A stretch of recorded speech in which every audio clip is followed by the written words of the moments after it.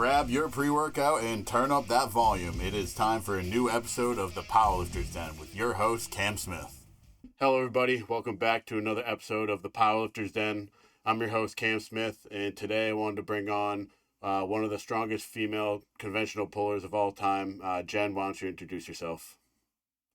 Hi, I'm Jen Hazzard. Like he said, I'm a powerlifter. The deadlift is my thing. I've been powerlifting for about 10 years. And outside of that, I am a mom and chemistry teacher. And I love the sport and I like to have fun. Awesome. Yeah. So I saw you competing down at Baines Barbell Club back in January. A couple of my friends were competing there.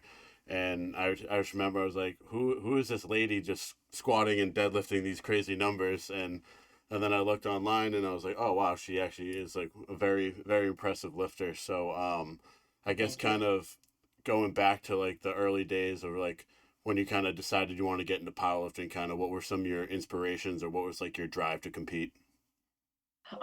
So I got into it kind of like, it's kind of funny because prior to powerlifting, I just ran. Like I used to run marathons. I did 9 full marathons. I did a whole bunch of half marathons. And I was kind of at a place with that like running was kind of lonely, like I did it by myself. I'd get up at like 4 o'clock in the morning and just go, or get out of work and go. And it's just what I did. It was just basically not, I mean, I liked running races. I was never anything, I was never very good at it. I was okay, but I did it as just, that was my form of exercise. And so one day I was at the gym, running on the treadmill, like I always did. And a friend of mine came up and was like, stop doing that. Like, come back here and pick this bar up. And I was like, okay. So I went back there and he had like, I think maybe 25 bumpers on there, picked it up. He actually showed me like had me pick conventional or sumo. He did this thing where he like put a quarter on the ground and told me to pick it up. And apparently the way that you pick it up is how you're supposed to pull. So, he just kept putting weight on. And the first day that I ever deadlifted in my life, which at the time I probably weighed about 105 pounds, I pulled 215 and I had never deadlifted before ever in my life. So he was like, you should do this. So I started training. I did my first meet ever was a push pull. I started lifting in September and I did that push pull in November. And I benched at that meet, I think, I want to say like 100 and maybe deadlifted 235 or something like that. But I loved it. I thought it was so fun. And I loved the atmosphere. Like, powerlifters are a little kooky. Like we're really like a bunch of misfits sort of. Yeah. But I always loved the energy and everybody was always so nice and supportive. And I've made so many friends. I think there's like two things that have kept me in the sport. And one was just getting stronger to me was always really cool. Like the physical strength sort of showed itself in other ways in my life. Like it made me like a stronger person, mentally, emotionally, in addition to like being physically stronger. And I obviously like, I like the way that my body is now. When I was running, it was more like about being thin, which is not really a great way to be, especially as a woman. But I feel now that I look healthier. I feel healthier. I feel strong. And I'm just a stronger person in general. And then also the other thing I liked was just, like I said, the people, the atmosphere. I have fun at meets. I'm not like the kind of person that, like is pacing around with my headphones on and, be angry. I don't lift angry. Like if I'm upset or like, I don't lift well if I'm not having a good time. So those are the things that have really kept me in the sport and make me love it. And I always say like, oh, maybe I'm going to retire like after this next meet. Cause I don't know how much more I can do, like I'm at the threshold, I think, of like my max, but I'll keep pushing it. And then, I'll probably never actually retire. I always joke about it, but I just love it too much. So I'll probably always do something. Yeah. I mean, you could always go into some equipped. I mean, you got the wraps. You already got your foot halfway in the door, so good. I wish that I could be a better sleeved squatter. I don't know what it is about me. Like, so when I squat in sleeves, it I get my hips hurt. But when I put wraps on, they don't, which makes no sense because it's my knee. So like I don't know if it's like an IT band thing or something. I have terrible hips. Have had cortisone shots in them. I have bursitis. But when I have wraps on, I wrap 225 like I do a light wrap. For Yeah, me it's just I just suck in sleeves. It hurts too much. Always has. yeah. But as you were saying, like I think the big draw to powerlifting for me is like the community. Like it's just so friendly and inviting. Like you look at a powerlifter outside of the sport, and you're like, oh, there's this big scary like loner who just wants to beat up people. And then you go to a meet, and they're just a bunch of teddy bears, and everyone's having fun. I know it's so true. And like some of my best friends are, guys that when I first saw them, I'm like, oh my God, that man is terrifying. And now they're like some of my best friends and they would do anything for me. It's Yeah, great. yeah. I think the community is just great in the sport, and I think when I first started kind of powerlifting, I didn't really know much about it. I didn't have a crew or anything, so I was like going to the meet with the headphones. Kind of just my dad would be there to like watch, but like I didn't really know what I was doing for attempt selection. I would just kind of guess whatever would happen and just be there. But I would still like talk to people. But like now that I have like a crew with me, like I don't even bring headphones. I don't think I even listen to music anymore. So Yeah, well, that's why you were like, do you have what are they called? AirPods, AirPods? yeah. I'm like, no, I never, I don't even like own them because I'm just like social for Yeah. me, even when I train. So, So, where do you train out of? so I live in Broad Albin, which the closest city that anybody would know the name of is probably Amsterdam or like 45 minutes outside of Albany, upstate New York. So I train the big three, like squat, bench, deadlift, at my friend Rich Putnam's house, Yep. which we train in it's like a garage slash chicken coop that has been repurposed as a gym, and we lift with like big rusty plates, and we have nothing. I feel proud of how many great lifters that we have out of this chicken coop with nothing special. You know what I mean? Like we have how many? We have quite a few all-time world record holders out of that gym. Rich Putnam himself, our friend Stevie, Adam Fish just got a total all-time world record. They're equipped lifters. I'm one of the only raw lifters out of that gym actually.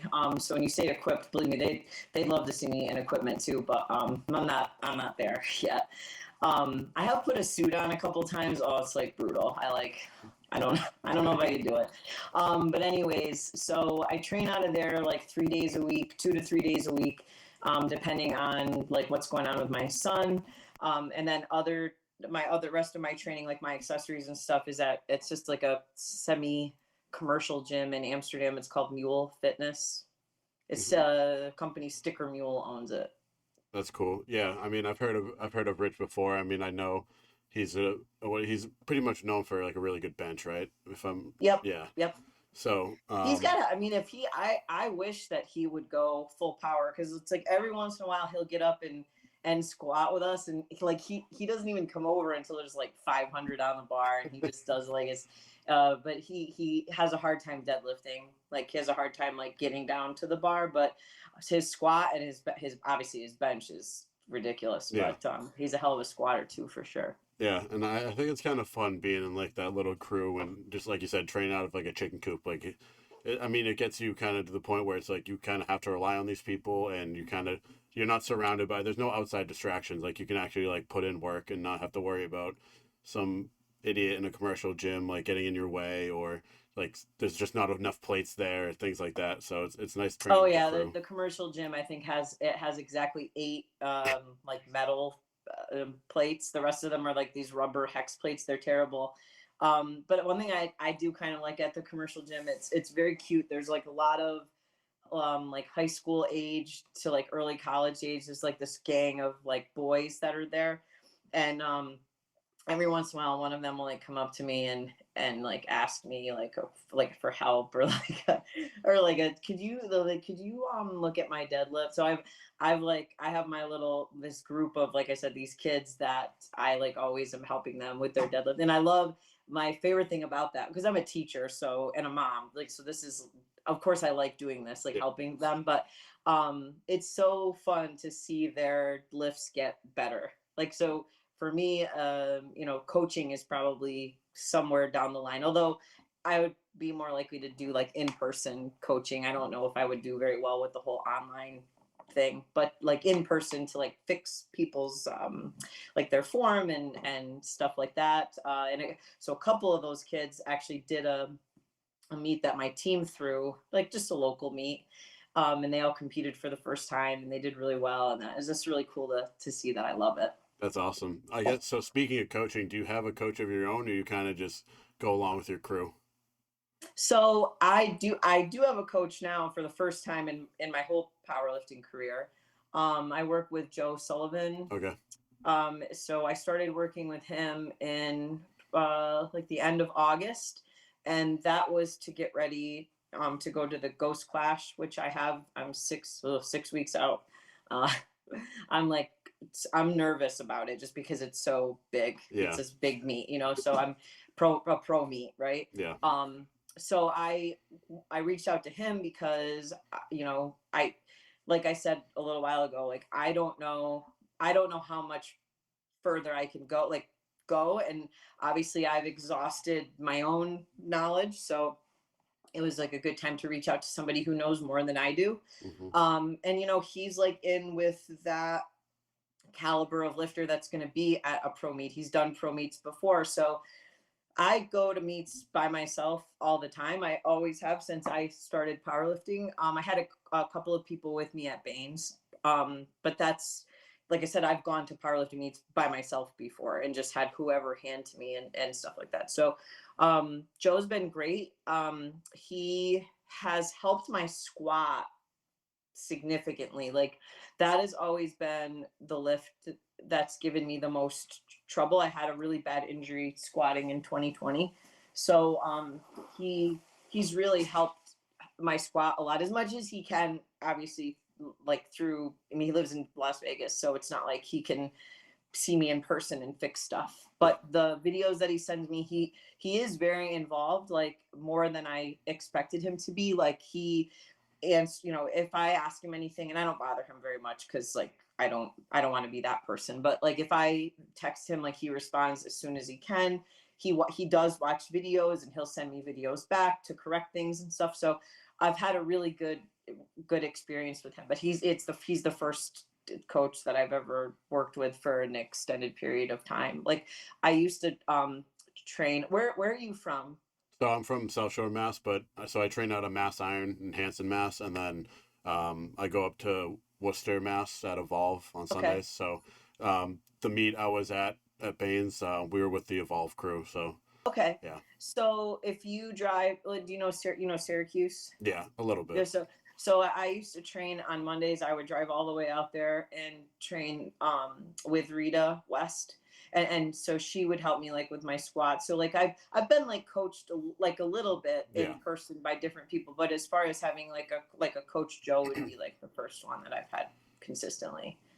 yeah, And and so far so good. yeah, and I think working with like a coach of that caliber, like you said, who's been at these meets, kind of knows what's going on. Like, I know a lot of people that actually work with Joe as well as like Brandy. Like, I know Patrick McGuire is coached by Joe, and like someone like at that level, like it comes down to just like these little nitpicky things that could change like the whole way you squat and improve things. And so like having someone like that is really important.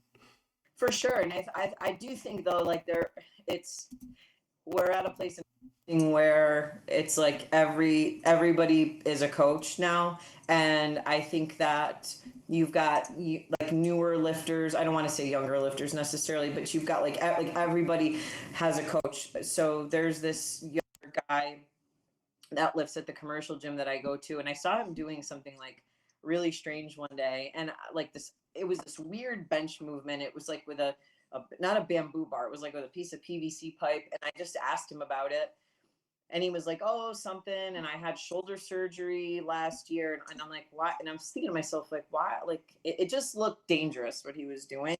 And he said, well, my coach is having me do this. And I was like, oh, who's your coach? And he said this name. Um, couldn't even tell you who it was now, but I was like, oh, like, where, where's he out of asking him questions?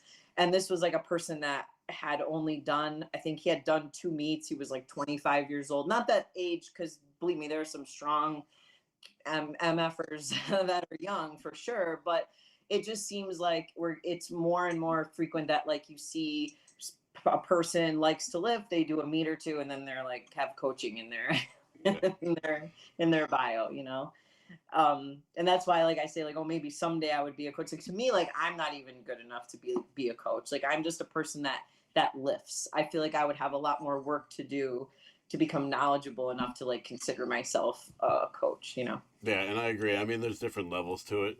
So like I do some coaching, but like obviously like I consider myself an amateur coach as well as an amateur lifter. And like For I mean, sure. I have background in like biomedical engineering and like different things, and like I've been around a lot of people that are like top level lifters, like John Rupo, like he's one of the top Yeah. level multiply guys, and like my coach, like I take some things from him, and like I think that's what is the difference is like I see other kids my age that are coaching, and you can tell they're like, well, they're just either recycling the same information between each other, or they just don't know what's going on. And mostly I see it in the kids that are my age. So I'm like, sometimes That's the thing. Like you hit the nail on the head. It's like a recycling um of of material. And yeah, there's some like there are movements that it's funny. One time this woman DM me and asked me like a deadlifting question, and I was like something like, oh well, what are you doing right now? And she sent me like a screenshot of what she's doing. And I saw this one movement on there, and I don't want to like I don't want to piss anybody off. So I'm like, is it by any chance is this person your coach? And she's like, no, but that's my coach's coach. And I'm like, oh yeah. But that's what they do, is it's just a recycling. And I feel like that's not fair, to be paying money for something like that.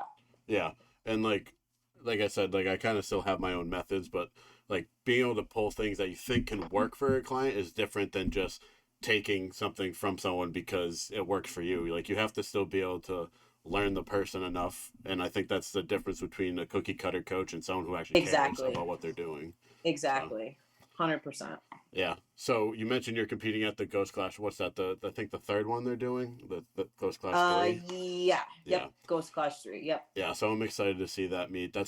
That meet and the American Pro are two meets that I'm trying to get at least my foot into in the next 2 to 3 years. I think would be a good timeline for me. I mean, I know the drug tested dots for wraps for American Pro this year is 475. So I think that's like kind of around the corner next couple 2 or 3 years for me. So as long as it doesn't go up, which it might, then I'm gonna try to get into those meets because those are the big heavy hitters for raw guys.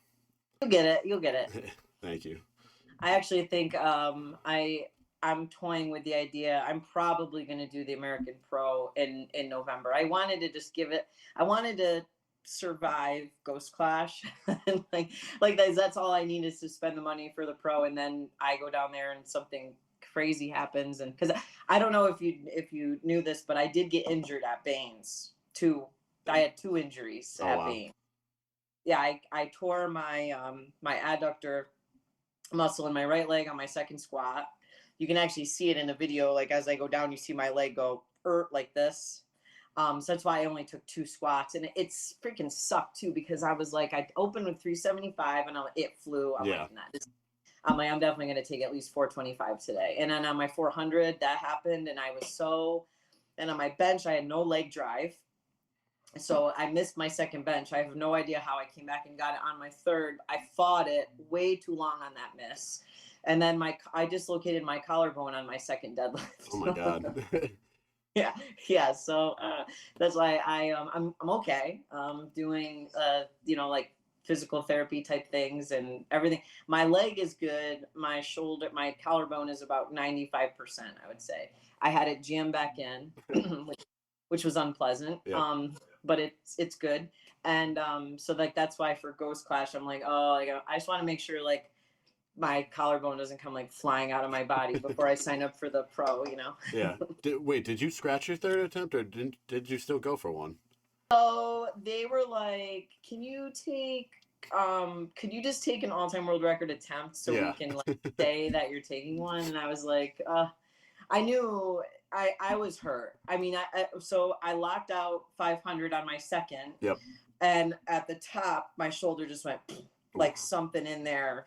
I heard it, and I was like, oh, and I can't believe I even held on to the bar. It hurt. I was like, ugh, it hurt so bad. I set it down, and that was gonna be it. But they were like, can you just take 530? You know, I have the record's 530, so I'm like, all right, put 531 on. I'll take. But I was pulling against the bar. It hurt so bad I couldn't move it. I was gonna just take 2 attempts, but they peer pressured me. Yeah. So I mean, that the 530 record, I believe, was yours. You set that at blue collar, I think, if I remember correctly. I did, and I previously I broke it at a meet in Utica for 525, and then when I went down to Long Island, that was the 530.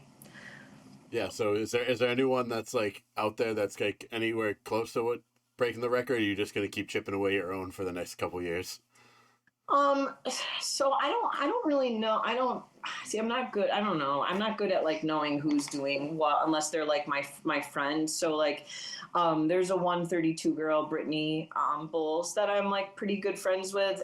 Her bench is ridiculous, and her squat is excellent. The deadlift is like the one that I'm always like, can I give you like some of my deadlift if you give me like a little bench or like a little, so, I mean, I'm sure that she'll probably break. I mean, if I like, especially if I don't, you know, if I were to retire or something, I'll keep chipping away at it, but Brittany could definitely get to a place where she could take it easily. She's ridiculous. Do you know who she is? Have you looked? Oh, look her up. She's like, she walks around at about 150 pounds and then cuts to 132, which is ridiculous. Like, I walk around at about 130, somewhere between 130 and like 135, maybe at my heaviest. So, like, I don't really cut. If I did, I could probably push my numbers up a little bit, but I like can't. She'll post like pictures of like her meals sometimes, and I'm like, I just couldn't, and I can eat, but like it's sort of like I would have to force feed myself to be able to go up to like 150. And like, it sounds silly, but as a teacher, like I'm lucky if I have time to eat lunch during the day, let alone like to have these huge meals. And I don't sleep well when I weigh more. Like before I got injured, I tore my left adductor tendon off the bone in 2020. It sucked. I had to have surgery. Before that, I was walking around at my heaviest was about 148, and I like couldn't breathe at night. Like I needed like as I'm not very tall. I'm only 5'2", so I was in like CPAP land.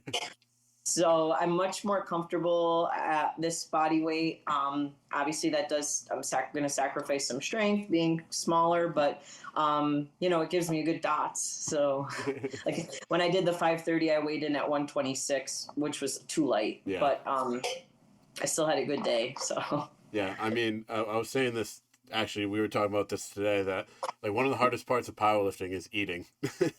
Just like trying to put on weight is like probably the most. Lifting weights is easy. It's the eating and the sleeping, and that's all the other extras that make it actually hard. It's true, and actually that's something with like working with Joe Sullivan, when he wrote me my nutrition plan, which I follow to the best of my ability, but like the supplements and stuff that were on there. Like I put them all in my Amazon cart, like when he sent that to me, and it was like $320 for a month. I'm like, and then he also had things on there like, is it called, I never know how to say this, is kefir or kefir? It's like that cultured milk yogurt drink. I'm not quite sure. It's like thin yogurt. It's got like probiotics. And then he always wants me to eat cashews. which are expensive. I'm like, dude, this is like the most bougie grocery list. I'm like, I'm not gonna be able to afford this every month. I'm like a teacher, Yeah. and I still got to feed my own family. So, if you do it perfectly, like it's like you said, it's not food wise, it's hard to do, but also like the financial piece of it gets to be like a bit much too, Yeah. But putting on weight and then also cutting, I hate cutting so much. Like that's hard as a teacher too. Like water loading, Yeah. I already have to hold my pee like first to third period, and then when you're trying to drink 2 gallons in a day, it freaking sucks. Yeah, for sure. I mean, luckily I've had experience with cutting because I did wrestling in high school and college. So Yeah. like 10 to 15 pounds for me is like nothing, but I'm also 250. But so like, I mean, I know some of these 220s are walking around like 260 and like cutting 40 pounds. I'm like, I don't know how you do that. Like I can do 10 to 15 pretty easily, but when I used to cut to 123, that was like trying to squeeze water out of a freaking stone. Seriously. And I would take like hot baths and then that whole night I can't sleep because I have like no body fat. So it's just like, it's a nightmare. I cut to, when I used to be in the 114 class, for the Arnold, I cut and I made it down to I think I weighed in at like it was like 111.8 or something. Yeah, I was delirious when I got there. This is so stupid. Yeah, I think when I was wrestling, I was trying to make 197, and I like to play. I played football too, so like I like to stay around 240 during the season. So one practice, I think I cut like 20 pounds, and then the 240 down to 190. Yeah, I was like 235, and then I think I was like 202 before I left practice. Oh my god! Yeah, I could never. And my family and you did that as a high school kid in high school. I did a freshman year at college. That's discipline. I'm impressed by that. I teach college too. I'm an adjunct professor, and I don't think I've taught anybody that had that kind of discipline. Yeah, I mean, I did end up just kind of sticking with football. I mean, I did my master's, so I stopped wrestling during COVID just because we didn't have a season that year. And then after that year, I knew I was going to just do football. I was going to do my 5th year and I wanted to focus on football. So luckily that's when I kind of just stuck and stayed at the weight. And then I think during my last season, I came into camp at like 245, finished the season at like 220 just because it's so hard to eat during the season and with all the training and like, but now I'm back up to like 255 about a year out. So isn't that so funny to like hear like athletes be like, oh, it's so hard to gain weight. It's so funny. Yeah. And then I'd have some friends that would be like, oh, shut up. Like, what did you say that your degree was in? Biomedical engineering. Oh, you're a science nerd. I love that. Yep, big nerd. I mean, over to the side here, I got my Star Wars posters and everything. So I'm your typical powerlifting nerd. I actually almost left teaching in the first couple of years to go back into biomedical engineering. Is that what you do that as your job? Yeah, so I'm a validation engineer in Boston, and I'm just kind of looking around, eventually kind of trying to get into like some product development, but yeah. That's awesome. Yeah, so good for you. Thank you. So, are you a Red Sox fan? I am. I don't really want. I am too. Yes. So surprisingly, I even though I played sports my whole life and like college sports and everything, I like don't watch sports at all. That's okay. The only one I watch is baseball. Yeah. The only one I keep up with is because I love Fenway Park. Yeah, Fenway's awesome. But so back into the teaching, do your students kind of like know you powerlift or like kind of talk to you about it? Like, what's that like dynamic like? Yeah, I would say that the boys probably want to talk about lifting more than the girls. Every once in a while, though, a girl will come up and be like a little bit more interested in it. The boys more so, though, because they do like little powerlifting competitions, like the football team or like the swim team. They have like a thing on the wall, like who's got the best deadlift at the time, or the 1,000 club, right? Who can squat, bench, clean, whatever. So they know that. And they know, like, so for example, the Monday after our spring break, I'm not going to be there because I'll be flying home from the Ghost Clash. So they all know that that's coming. A bunch of them want to watch the live stream on Sunday and stuff like that. So every once in a while they like want to arm wrestle me, and I'm like, no, I'm not looking to tear a bicep tendon to prove anything here.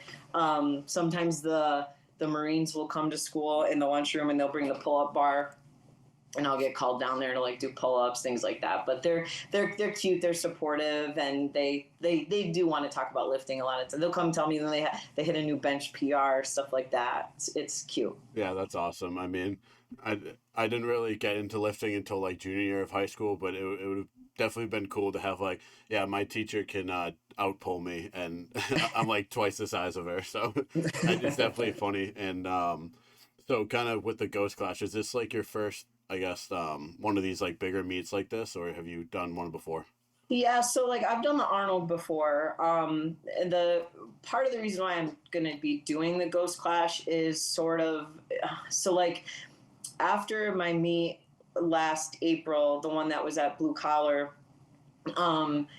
people like a video goes online and it'll be on like King of the Lifts, and of course in the comments everybody says all kinds of shit and whatever, and people will say everything from complaining that the plates are like, there was this big thing with the plates, right? Like the plates were they're 100-pound metal York barbell plates. They weren't calibrated plates. So like that leads into people saying, like, my friend of mine sent me this Reddit page that was people going back and forth, like saying things about how I only do backyard meets, and like that's where, and it doesn't seem fair because I do what can fit into my lifestyle, right? So for me to fly down to the reason I did Baines meet was, one, I love Ant Gafoon, the owner of that gym. He's a great guy. I love all those guys out in Utica. Mark Chico, Dave Kingwater. I love those guys. So any opportunity that I can go see them, if I hadn't competed at that meet, I probably just would have gone out to support Ant and just to be there, to be around my friends. Yeah. But the other thing was I wanted, a shot at winning that money, because then I could use it to go to Miami with. And that's what it's for. So, it's to say that I only do backyard meets because, my friends are there and they're judging my lifts and whatever. If I have a lift, now you can ask anybody in my gym, like my squats are deep as shit. And if I ever got a lift and I went back and watched the video, or if it was high, I wouldn't want it counted. Yeah. Like I have integrity. Like I don't want my lifts to be counted if they're not good. I would never want that.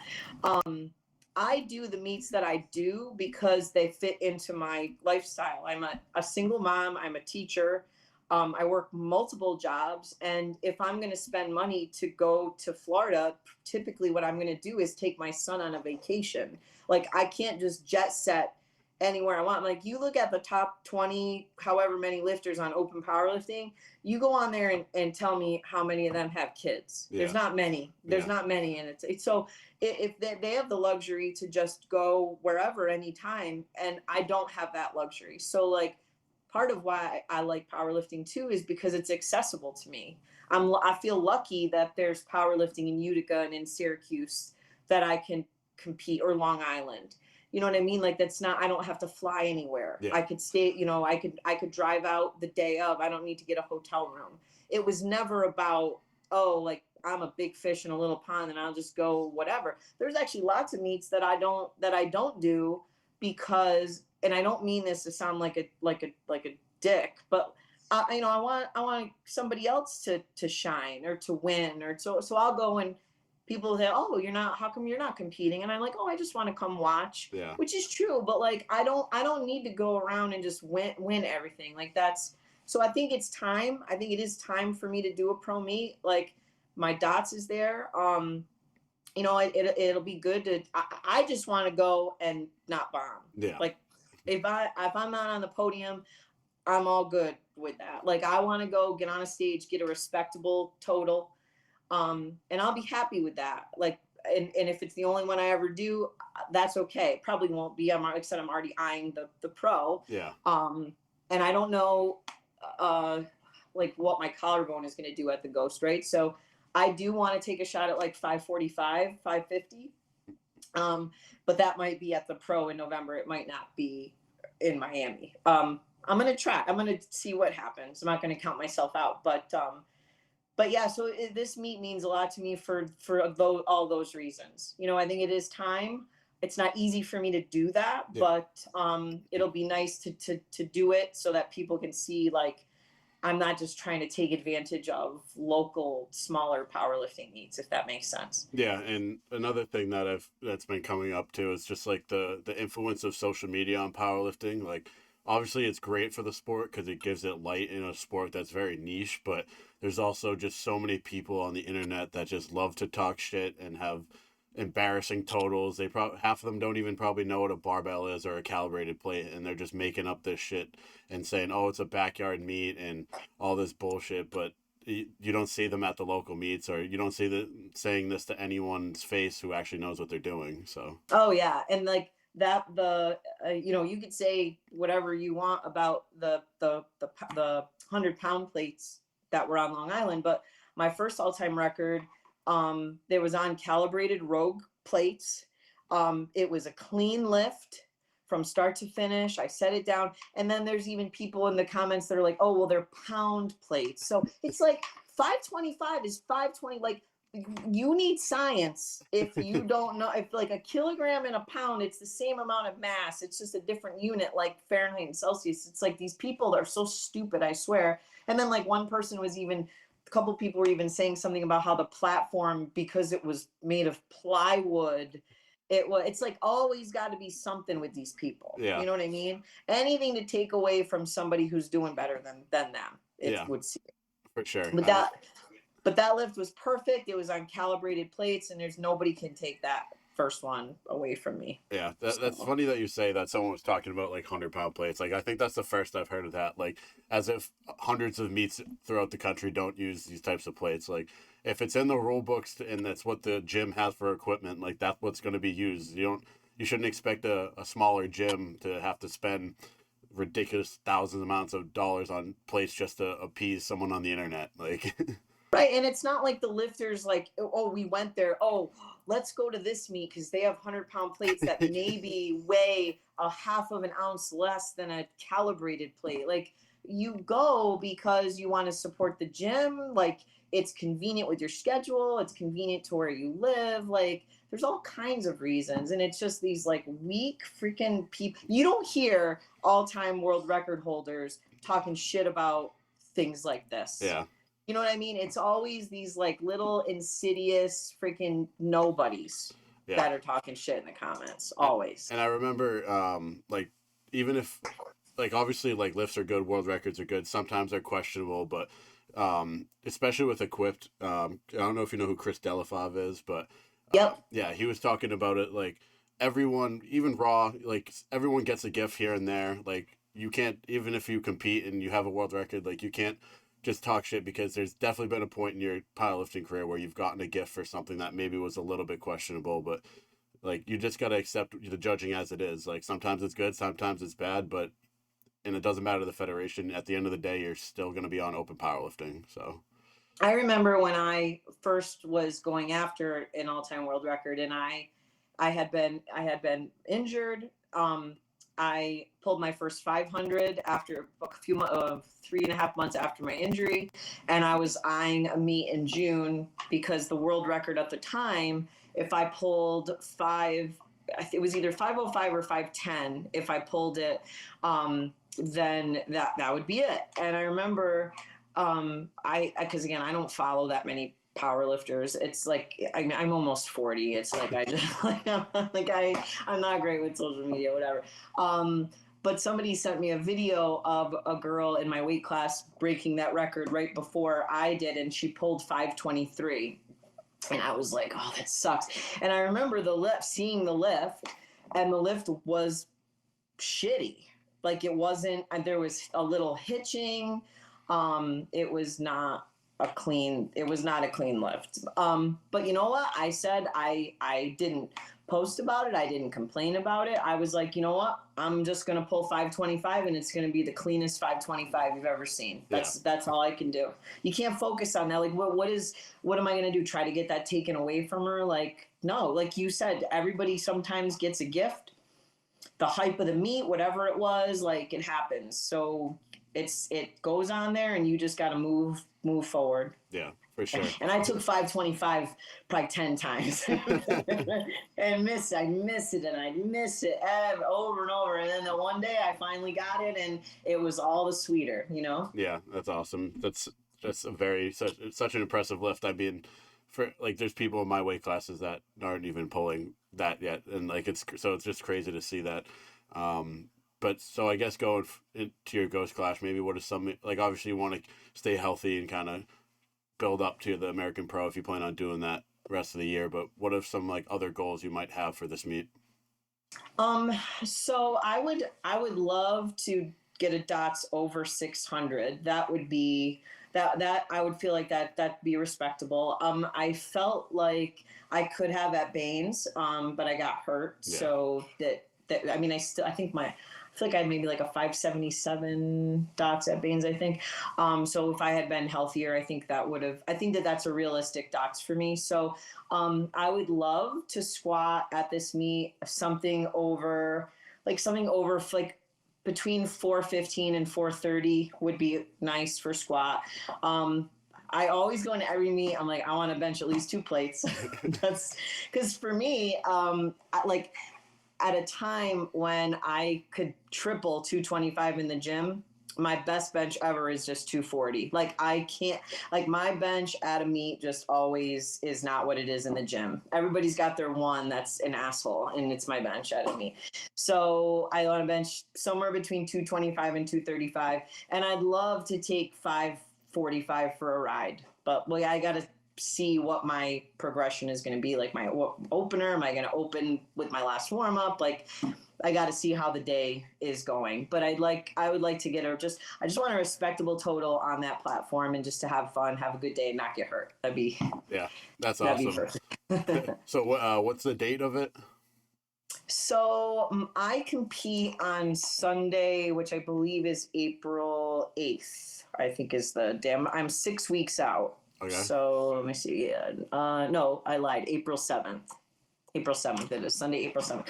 So 6 weeks from today. So we're in the tail end here. Yeah. So for your prep, I guess like you said, you're working with Joe. What does he typically do in terms of like when does like your peak start?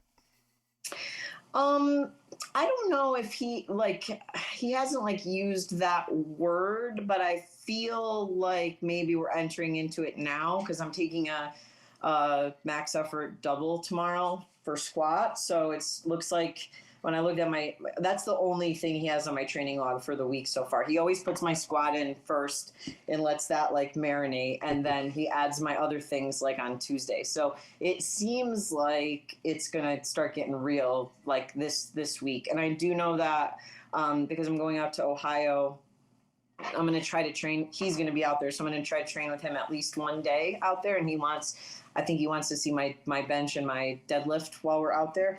And he'll probably tweak some things, but I would say that we're probably this is the final leg, right? So I would say that we're probably peaking. That's awesome. Even though I haven't heard that word. Yeah, that's exciting. I mean, I just started prep today, so I'm competing up at Anthony Oliveira's gym in May. So cool. Yeah, that's awesome. Yeah, I don't like the way that I trained before working with Joe. I never really peaked. It was kind of weird how I always trained. It was like every week I would just PR each of the 3 lifts in some way. Yeah. So like one week I might do like a max effort double on the safety squat bar, and I'd put it in my my Excel spreadsheet. And then next week when I squat, I might take a max effort triple on a cambered bar. And I might not do the safety squat bar or the cambered bar for a double or a triple for like another 8 months, but I would always just try to up a movement with like a rep number, whenever I did it. So I always was kind of peaked. Like, does that make sense? Yeah.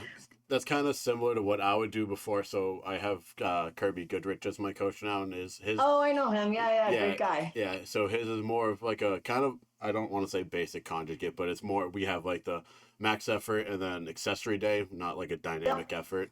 But what I would do in prep before I started with him was more, I would kind of switch out bars similar to you and do different variations, but I would do it for 2 weeks and do like, I don't know, like a 3x2, and then next week either do the same weight for triples or kind of just Yep. some sort of progression like that. But I'm excited to try something new. Like, this is my first time having like a coach outside myself, and yeah, I'm excited to compete again. I was planning competing in March originally, but a couple things happened here and there. But my goal is to hit 1700, so having 2 extra months to do that is will help. Oh, that's awesome. And that's a good way to train. And I always liked it because it kept things interesting. And I always have found that's like everything works until it doesn't work anymore. And when you train that way, there's like not really a place for you to become stagnant Yeah, because there's just so many variables that you're bringing into it. So, I would do a movement and then, like I said, not visit it again for like 6 to 8 months. So that always worked really well for me. But working with Joe is different, but it seems to be working well too. So Kirby's great. Tell him I yeah, said hi. I will do. So I guess just a couple more questions before we wrap things up. Like, Sure. maybe over the years, or maybe kind of early stages, or even now, like, who are some of the people that you've kind of been influenced by or kind of like looked up to in the sport of powerlifting? Um, so I would say I always loved Stacy Burr. She is just I've met her a couple of times in person. If I've ever like reached out to her, like to ask her a question or something, she always has responded. She's super sweet, such a nice person, and just so strong. So I would say Stacy Burr would be one. I love Mariana Gasparin. She's in my weight class. She's the queen Yep. of the 132. She's another one that I can reach out to her, and she's always super sweet to me. I love her. Ed Cohn is another. He's a male, obviously, so it's not like I, looked up to him as like something I could achieve. But he always has been really helpful to me, really sweet when I have met him in person. And I just love listening to him talk. He's just so knowledgeable. Um, and then I mean, I don't there's just been a couple of other like miscellaneous ones here and there. I like Joe. I always like Joe Sullivan has always had like good content. I like listening to him. um Obviously Louis Simmons. Heidi Hauer, she's equipped, but she's like a good friend of mine who is very knowledgeable, and I've always enjoyed watching her over the years. So I think that's pretty much it. Is there anybody like name somebody? Jen Who would I? Thompson. Oh yeah, Jen. She's great. She's a teacher too, Yeah, right? She's like a that's phys ed why I, teacher. yep. Yeah, yeah, yeah. I like Jen. She's great. I met her once at the Arnold. She was super nice. Her bench is ridiculous. Yeah. Just so she's so strong. She's awesome. Trying to think who else there might be that I've over the years. Going through like a list in my head. I'm a big John Hack fan. Yep. Love John Hack. He's another really nice guy. Chad Penson, really nice guy. These guys are all going to the Arnold this year, so I'm hoping that I'll get to run into some of them and say hi, and because they're always so sweet and so like helpful if I ever have a question for them or anything when I chat with them. So. Yeah, that'll be awesome. I got to make my way out there at some point. It's usually around Oh, my, you'll have a great time. You should go. You'll yeah, love it. it's usually Who around my who who do birthday, you? so Oh, it's your birthday's coming up. yeah, so well, maybe in next year or two I can get my family to get me some tickets there for my birthday or something. Oh, well, happy early birthday. Who Thank do you. you look up to in the sport? Who's your powerlifting inspiration?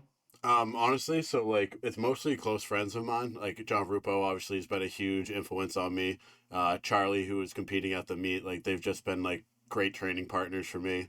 Um, yeah, obviously like there's John Hack, like one of the big heavy hitter raw guys, and like back in the day I used to watch the West Side videos, so like Greg Panora and Louie and all of them, like having Oh yeah, I like Greg Panora too. yeah, He's good. He yeah, he puts. I actually do follow him. I like the content that he puts out, like his videos with like accessories and things. It's yeah. always good stuff. Some of the things he posts are so funny. I had him on the Oh my. podcast like what I think it was like 4 or 5 months ago. But yeah, it's just awesome getting to talk to like some of these people that I kind of looked up to back in the day, and like now that I'm like involved in the community, it's just really cool to see. Greg Panora is super impressive. Yeah, Equipped, raw. I mean, that guy knows his shit. yeah. So for So yeah, sure. we can. I guess we'll just wrap things up here with my last question. If you could give a powerlifter going into their first meet, or maybe someone thinking about going into a meet, a word of advice, what would that be? It would be to have a plan going in, try to stick with the plan. Don't open too heavy, for God's sakes, open light. I'm sick of that. Yeah, me too. And have fun. And have fun. You don't need to be there all angry and wound up tight. Just have a good time. If you're relaxed, you'll have a better day if you're having a good time. For sure. Well, I wanted to thank you for taking the time to come on. It was a pleasure talking to you. Oh, thank you so much for having me anytime.